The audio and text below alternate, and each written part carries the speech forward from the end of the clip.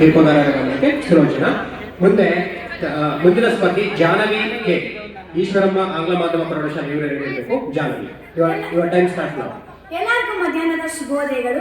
ನನ್ನ ಹೆಸರು ಎಸ್ ಸುಲೋಚನಾ. ನಾನು 9ನೇ ತರಗತಿಯಲ್ಲಿ ಶ್ರೀ ತಳಮಾಳು ಜಗದ್ಗುರು ಆಂಗ್ಲ ಮಾಧ್ಯಮ ಪ್ರೌಢಶಾಲೆ ಹರಪನಹಳ್ಳಿಯಲ್ಲಿ ವ್ಯಾಸಂಗ ಮಾಡುತ್ತಿದ್ದು, ನಾನು ಇಂದಿನ ದಿವಸ ದೇಶದ ಅಭಿವೃದ್ಧಿಯಲ್ಲಿ ಕೈಗಾರಿಕೆಗಳ ಪಾತ್ರ ಎಂಬ ವಿಷಯದ ಕುರಿತು ಒಂದೆರಡು ಮಾತುಗಳನ್ನು ಆಡಲು ಇಚ್ಛಿಸುತ್ತೇನೆ.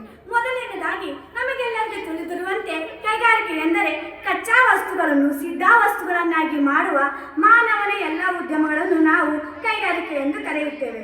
ಹಾಗೆಯೇ ನಮಗೆ ಕೈಗಾರಿಕೆಗಳು ಅತ್ಯವಶ್ಯಕವೆಂದು ನಮಗೆ ಅರಿವು ಮೂಡಿಸಿದವರೆಂದರೆ ನಮ್ಮ ಹೆಮ್ಮೆಯ ಭಾರತ ರತ್ನ ಪುರಸ್ಕೃತರಾದಂತಹ ಮತ್ತು ಮೈಸೂರು ಸಂಸ್ಥಾನದ ದಿವಾನರಾಗಿದ್ದಂತಹ ಸರ್ ಎಂ ವಿಶ್ವೇಶ್ವರಯ್ಯನವರು ಅಂದಿನ ಕಾಲಕ್ಕೆ ಕೈಗಾರಿಕೀಕರಣ ಇಲ್ಲವೇ ಅವನತಿ ಎಂಬ ಮಾತನ್ನು ಆಡಿದರು ಮತ್ತು ಅದರಂತೆಯೇ ಮೈಸೂರು ಸಂಸ್ಥಾನದಲ್ಲಿ ಅನೇಕ ಕೈಗಾರಿಕೆಗಳನ್ನು ಸ್ಥಾಪಿಸುವ ಮೂಲಕ ಆದಾಯ ಹೆಚ್ಚಾಗುವಂತೆ ಮಾಡಿದರು. ನಮ್ಮ ಭಾರತ ದೇಶವು ಕಳೆದ 5 ದಶಕಗಳಲ್ಲಿ ತಾಂತ್ರಿಕತೆ ಮತ್ತು ಕೈಗಾರಿಕೆಗಳ ಕ್ಷೇತ್ರಗಳಲ್ಲಿ ಸಾಧಿಸಿರುವ ಪ್ರಗತಿ ಮಹತ್ವಪೂರ್ಣವಾಗಿದ್ದು, ಸಮಗ್ರ ರಾಷ್ಟ್ರೀಯ ಆದಾಯದ 35% ಪೂರೈಸುತ್ತಿದ್ದು, ದೇಶದ ಒಟ್ಟು ಕಾರ್ಮಿಕರಲ್ಲಿ 14% ಕಾರ್ಮಿಕರಿಗೆ ಉದ್ಯೋಗಗಳನ್ನು ಕಲ್ಪಿಸಿವೆ. ಹಾಗೆಯೇ ನಮ್ಮ ಭಾರತ ದೇಶವು ಪ್ರಸ್ತುತವಾಗಿ ಕೈಗಾರಿಕೆಗಳಲ್ಲಿ 2ನೇ ಸ್ಥಾನ ಮತ್ತು ಆರ್ಥಿಕ ಅಭಿವೃದ್ಧಿಯಲ್ಲಿ 4ನೇ ಸ್ಥಾನವನ್ನು ಪಡೆದಿದೆ.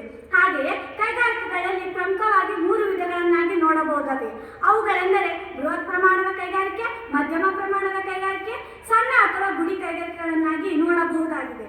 ಹಾಗಾದರೆ ಒಂದು ಕೈಗಾರಿಕೆಯನ್ನು ಸ್ಥಾಪಿಸಬೇಕಾದರೆ ಯಾವೆಲ್ಲ ಅಂಶಗಳು ಪ್ರಭಾವ ಬೀರುತ್ತವೆ ಎಂಬುದಾಗಿ ನೋಡುವುದಾದರೆ, ಕಚ್ಚಾ ವಸ್ತುಗಳು, ಶಕ್ತಿ ಸಂಪನ್ಮೂಲಗಳು, ಕಾರ್ಮಿಕರ ಪೂರೈಕೆ, ವಾಯುಗುಣ, ಬಂದರುಗಳ ಸೌಲಭ್ಯ, ಸಾರಿಗೆ ಮತ್ತು ಸಂಪರ್ಕಗಳ ಸೌಲಭ್ಯ ಇನ್ನು ಮುಂತಾದ ಅಂಶಗಳು ಪ್ರಭಾವ ಬೀರುತ್ತವೆ. ಹಾಗೆಯೇ ಪಂಚವಾರ್ಷಿಕ ಯೋಜನೆಗಳು ಕೂಡ ಕೈಗಾರಿಕೆಗಳಿಗೆ ಹೇಗೆ ಆದ್ಯತೆ ನೀಡುತ್ತಾ ಬಂದಿದೆ ಎಂಬುದಾಗಿ ನೋಡುವುದಾದರೆ, ಮೊಟ್ಟ ಮೊದಲನೇ ಬಾರಿಗೆ ಭಾರತದಲ್ಲಿ 1951 ಏಪ್ರಿಲ್ 1ರಂದು ಪಂಚವಾರ್ಷಿಕ ಯೋಜನೆಯು ಜಾರಿಗೆ ಬಂದಿತ್ತು. ಹಾಗೆಯೇ ಭಾರತದ ಸ್ವಾತಂತ್ರ್ಯ ನಂತರದ ಎಲ್ಲ ಪಂಚವಾರ್ಷಿಕ ಯೋಜನೆಗಳು ಕೂಡ ಕೈಗಾರಿಕೆಗಳಿಗೆ ಪ್ರಮುಖವಾದಂತಹ ಆದ್ಯತೆಯನ್ನು ನೀಡುತ್ತಾ ಬಂದಿವೆ. ಹಾಗೆಯೇ ದೇಶದ ಅಭಿವೃದ್ಧಿಯಲ್ಲಿ ಕೈಗಾರಿಕೆಗಳು ಹೇಗೆ ಪಾತ್ರ ವಹಿಸುತ್ತದೆ ಎಂಬುದಾಗಿ ನೋಡುವುದಾದರೆ, ಉದ್ಯೋಗ ಸೃಷ್ಟಿ, ಆಧುನಿಕ ಯುಗವನ್ನು ನಾವು ಕೈಗಾರಿಕಾ ಯುಗವೆಂದು ಕರೆಯುತ್ತೇವೆ.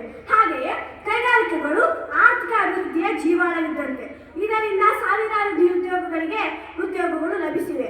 ಉದಾಹರಣೆಗಾಗಿ, ನಮ್ಮ ಕರ್ನಾಟಕದ ಮೊಟ್ಟ ಮೊದಲ ಕೈಗಾರಿಕೆ ಘಟಕವಾದಂತಹ ಮತ್ತು ನಮ್ಮ ಹೆಮ್ಮೆಯ ಭಾರತ ರತ್ನ ಪುರಸ್ಕೃತರಾದಂತಹ ವಿಶ್ವೇಶ್ವರಯ್ಯನವರು ಸ್ಥಾಪಿಸಿದ ಉಕ್ಕಿನ ಮತ್ತು ಕಬ್ಬಿಣ ಕಾರ್ಖಾನೆಯು ಭದ್ರಾವತಿಯಲ್ಲಿ ಸ್ಥಾಪನೆಯಾಯಿತು.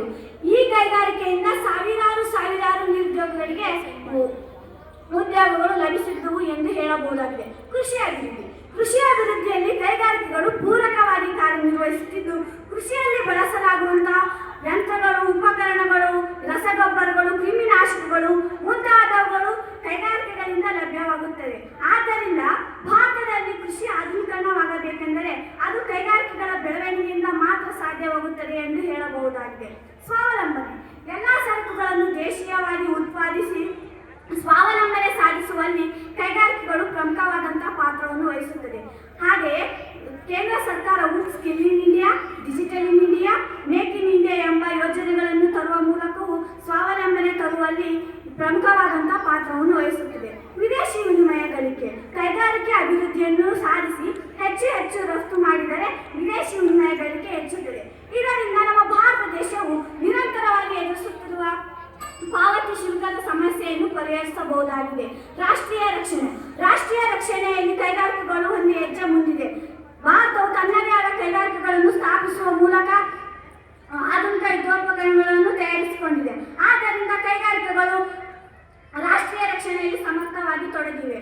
ಹಾಗೆಯೇ ನಮ್ಮ ಭಾರತ ರತ್ನ ಪುರಸ್ಕೃತರಾದಂತಹ ಸರ್ ಎಂ ವಿಶ್ವೇಶ್ವರಯ್ಯನವರು ನಾವು ಭಾರತದ ಆರ್ಥಿಕ ಯೋಜನೆಯ ಪಿತಾಮಹ ಎಂದು ಕರೆಯುತ್ತೇವೆ ಎಂದು ಹೇಳುತ್ತಾ, ಕೊನೆಯದಾಗಿ ಹೇಳುವುದೇನೆಂದರೆ, ಒಬ್ಬ ಮಾನವನಿಗೆ ಶಕ್ತಿ ಮತ್ತು ಚೈತನ್ಯ ತುಂಬಿಸಲು ಮೂಳೆಗಳು ಎಷ್ಟು ಮುಖ್ಯವೋ ಹಾಗೆ ದೇಶದ ಅಭಿವೃದ್ಧಿಯ ಶಕ್ತಿ ಮತ್ತು ಚೈತನ್ಯ ತುಂಬಿಸಲು ಕೈಗಾರಿಕೆಗಳು ಅಷ್ಟೇ ಅವಶ್ಯಕ ಎಂದು ಹೇಳುತ್ತಾ, ಸರ್ ಎಂ ವಿಶ್ವೇಶ್ವರಯ್ಯನವರು ಹೇಳಿದಂಥ ಮಾತು, ಕೈಗಾರಿಕೀಕರಣ ಇಲ್ಲವೇ ಅವನತಿ ಎಂಬ ಮಾತು ಸತ್ಯ. ಭಾಷಣಕ್ಕೆ ವಿರಾಮವನ್ನು ನೀಡುತ್ತೇನೆ.